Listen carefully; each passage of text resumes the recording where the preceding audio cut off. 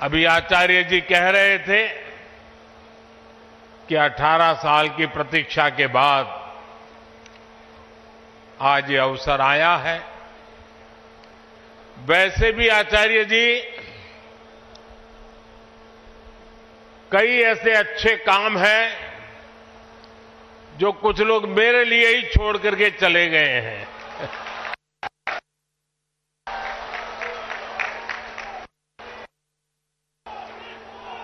और आगे भी जितने अच्छे काम रह गए हैं ना, उसके लिए बस ये संतों का, जनता जनार्दन का आशीर्वाद बना रहे, उसे भी पूरे करेंगे।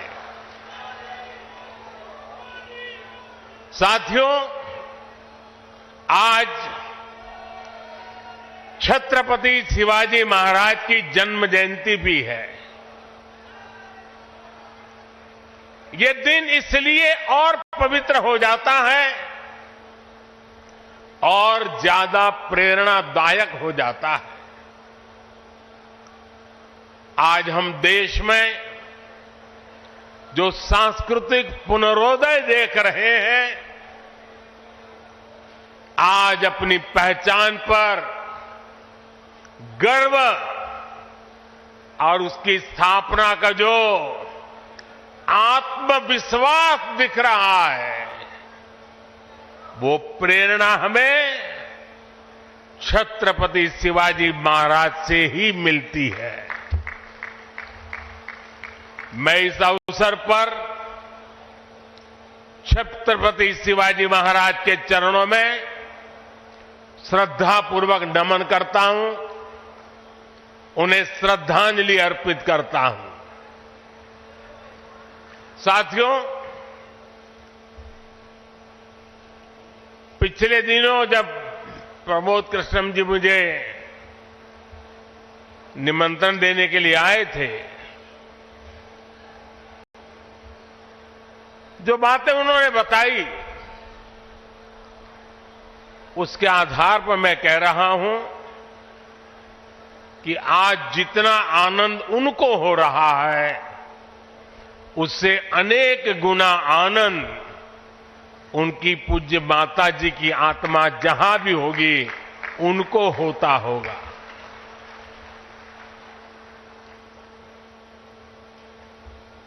और मां के वचन के पालन के लिए एक बेटा कैसे जीवन खपा सकता है, ये प्रमोद जी ने दिखा दिया है।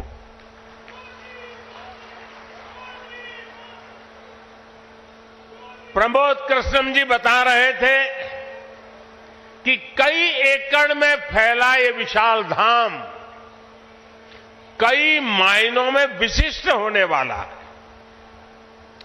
ये एक ऐसा मंदिर होगा, जैसा मुझे उन्होंने पूरा समझाया अभी, जिसमें 10 गर्भगृह होंगे और भगवान के सभी 10 अवतारों को विराजमान किया जाएगा।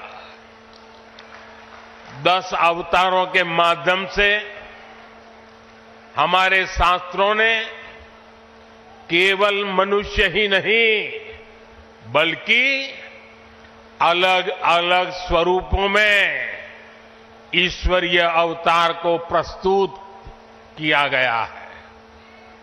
यानी हमने हर जीवन में ईश्वर की ही चेतना के दर्शन किए हैं।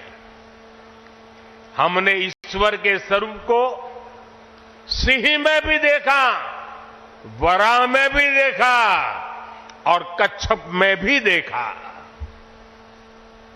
इन सभी स्वरूपों की एक साथ स्थापना हमारी मान्यताओं की व्यापक छवि प्रस्तुत करेगी। ये ईश्वर की कृपा है कि उन्होंने इस पवित्र यज्ञ में मुझे माध्यम बनाया है, इस शिलान्यास का अवसर दिया है। और अभी जब वो स्वागत प्रवचन कर रहे थे, तब उन्होंने कहा कि हर किसी के पास कुछ न कुछ देने को होता है। मेरे पास कुछ नहीं है, मैं सिर्फ भावना व्यक्त कर सकता हूं। प्रमोद जी, अच्छा हुआ कुछ दिया नहीं, वरना जमाना ऐसा बदल गया है कि अगर आज के युग में सुदामा श्री कृष्ण को एक पोटली में चावल देते, वीडियो निकल आती, सुप्रीम कोर्ट में पीआई हो जाती और जजमेंट आता कि भगवान कृष्ण को भ्रष्टाचार में कुछ दिया गया और भगवान कृष्ण भ्रष्टाचार कर रहे थे। ये इस व्यक्त में हम जुगर रहे और इससे अच्छा है कि आपने भावना प्रकट की और कुछ दिया नहीं।